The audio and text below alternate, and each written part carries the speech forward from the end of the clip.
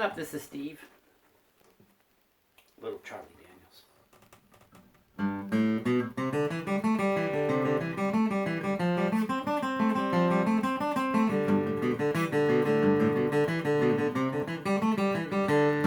Well, I was taking a trip out to LA.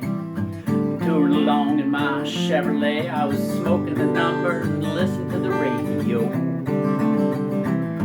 Well, just as I crossed the Mississippi line, I heard the highway start to whine, and I knew my left tire was about to go. Well, my spare was flat and I got uptight, cause there wasn't a filling station anywhere in sight. So I just limped on down the shoulder on the rim.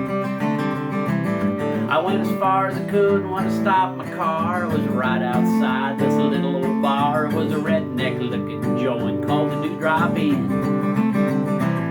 So I tucked my hair up under my hat, and I went in and told the bartender my flat, and if he'd be kind enough, he'd give me change for a one.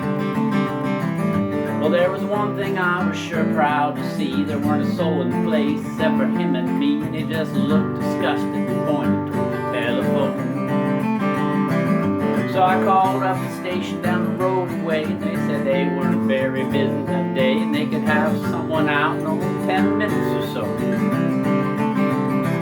Now he said, you just stay right where you're at, and I didn't bother to tell the damn fool that I sure as hell didn't have anywhere else to go.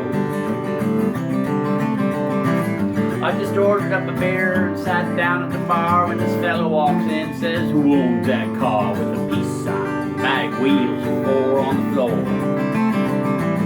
Well, he looked at me and I damn near died, and I said, I think I'm just gonna wait outside. I took the man at the 5 and headed for the door. And just when I thought I'd get out with my skin, these 5 big dudes come strolling in with an old drunk chick, some fella, green tea. And I was almost to the door when the biggest one says, you tip your hat to the ladies, son. When I did, all my hair fell out from underneath. I never got it back. Well, the last thing I wanted was to be in a fight in Jackson, Mississippi on a Saturday night, especially when there was 8 of them and only 1 of me. But they all started laughing and I felt kind of sick, and I knew I had to think of something quick, so I just reached right out and kicked Green Tea right in the knee. Well, he let out a yell and curl your hair, but before he could move, well, I grabbed me a chair and I said, you watch him, folks, because he's a thoroughly dangerous man. I said, would you believe this man's an undercover spy? He's been sent down here by the FBI, and he's come to infiltrate the Ku Klux Klan. Well, he was bent over holding on to his knee, but everybody else was looking and listening to me, so I just laid it on heavier and thicker as I went. I said, would you believe this man's gone as far as tearing Trump stickers off the backs of cars, and he voted for Bernie Sanders for president.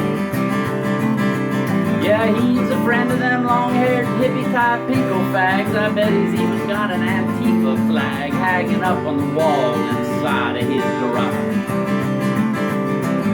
Well, they all started looking real suspicious at him, but he jumped right up and said, now wait a minute, Jim, you know he's lying. I've lived here all my life.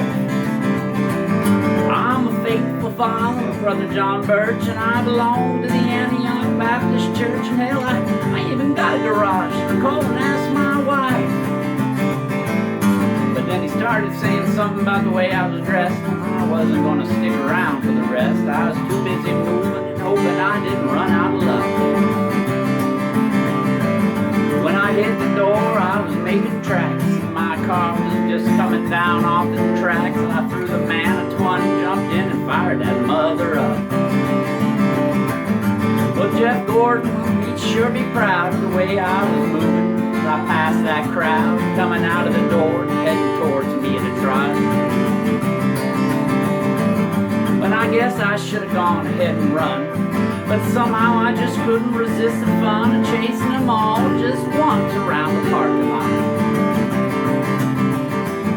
Well, they went for their cars, but I hit the gas and I spun it around. cut them off at the pass. I was throwing gravel, had a ton of dust in the air. Yeah, I had them all out there stepping and fetching like their asses on fire and their heads was catching. But I knew I'd better split before the cops got there.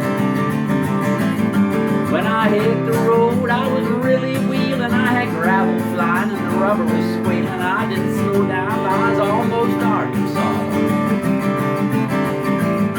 And I think I'm going to reroute my trip. I wonder if anybody would think I flipped if I went to LA by Omaha.